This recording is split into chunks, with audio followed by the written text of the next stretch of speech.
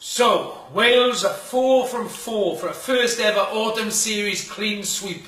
A squad with the best strength in depth I've certainly known in my lifetime. 3rd in the world rankings now, and less than a year out until the Rugby World Cup gets underway in Japan.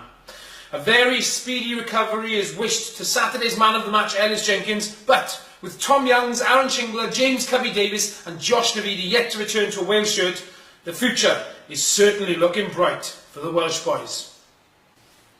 I am overwhelmed by the response and humbled to announce that we together made and raised £3,441.48 in aid of the Joe Malone Legacy Trust. Proof once more that the power of community rugby in Wales is a galvanising force to be reckoned with. Huge thank yous must go out to the Cymric Welsh male voice choir, of course, Britain Ferry Brass Band, female vocalist Miss Lily Duncan, members of the Pacific Island communities of South Wales, Mr Michael Orbin, and the countless volunteers and supporters that came out and braved that cold night weather in honour of the great man.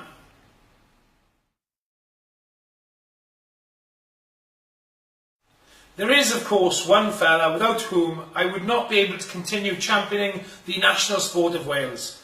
And when I put a post out last year looking for a cameraman, editor, director, producer, jack of all trades in fact, I never thought in my wildest imaginings that the prayer would be answered by an Englishman. But lo and behold, 1 year on, I am proud to call Phil Scouse McGuire not just my partner in crime for Gumpy's Grassroots Roundup, but my very, very dear friend. Phil is, of course, a legend of the community game in his own right, having finished an illustrious playing career at the Britain Ferry RFC. Having graced rugby fields from Cheshire to down under in Oz, he now coaches the Ferry under-11s and pitches in around to help community rugby clubs the length and breadth of the country, when and wherever he can. A true champion of the community game. Now, I know we are always game for a laugh on the vlog, but in today's edition, in all seriousness, I'll be speaking to Phil about the grassroots game in Wales, what it means to him personally, and how he has found a home from home in the very heart of Wales.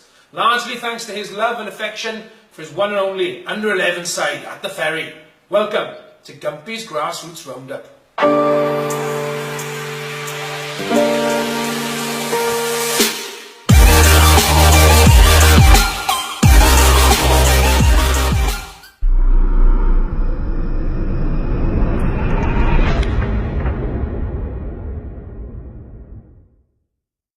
Now, with Wales's final autumn international against the Box having kicked off at 5:20, it did allow for some early games to be played around the grassroots leagues of the Principality.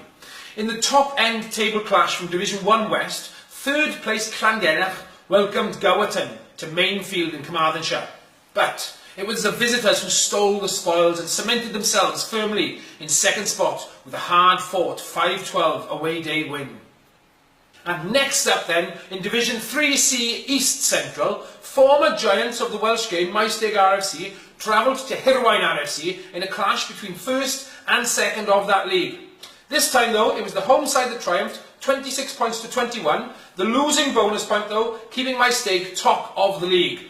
Next up though, they face 3rd place Cardiff Saracens at the Old Parish at Llynfi Road, and a winner-takes-all clash.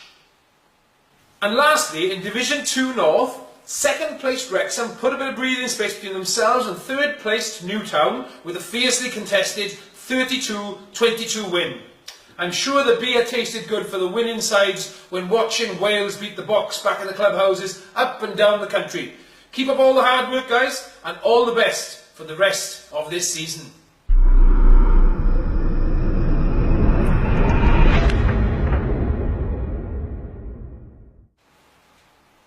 Good evening.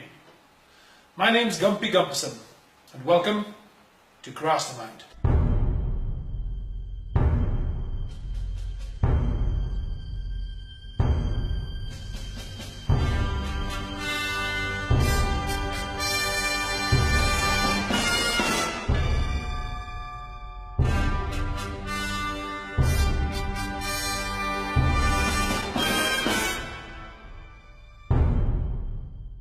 Please can we have our first contestant? Your name, please. Philip Simon McGuire. And your occupation? Steelworker. And your chosen specialist subject? Britain Ferry RFC under-11s. On Britain Ferry under-11s, your 60 seconds starts now. How long have you been coaching the Britain Ferry under-11s? 18 months. Correct. And the assistant coach of the Ferry under-11s is whom? Jamie Pickles Nichols. Correct. Which player has a father that has won the Swailec Cup more than any other player and a grandfather that has played for the Lions? Lewis Martin. Correct. Who makes the best brew at the Ferry and puts it into a cup for you? Liz Irvine. Can I have to press you for a further answer on that one, Phil? Liz Irvine and Margaret Williams. Correct. If your players have a 2-on-1 overlap against the fullback, what do you always advise the ball carrier to do? Pass. Correct. Who is your favourite player? All of them. Correct. Who would you say have been your greatest influences at the Ferry? Without doubt. Mike Barnett and Martin Bate. Correct. I've started, so I'll finish. If you could put it into words what Ferry under-11s mean to you, how would you put it? Absolutely everything. When I first took on the role of coaching under-11s, it was a change for me, but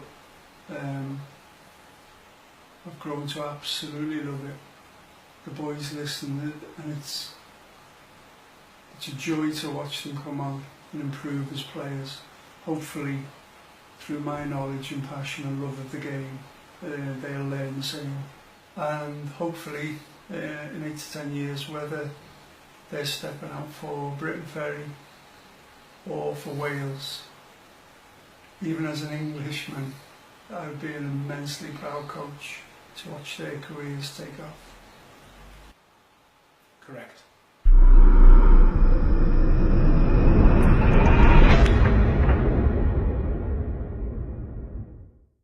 Well, thanks for tuning in to another Gumpy's Grassroots Roundup. Don't forget, with your continued support and hard work for the community game around Wales, we will get Welsh grassroots rugby back where it belongs, at the very heart of the towns, valleys, cities and villages across our proud nation.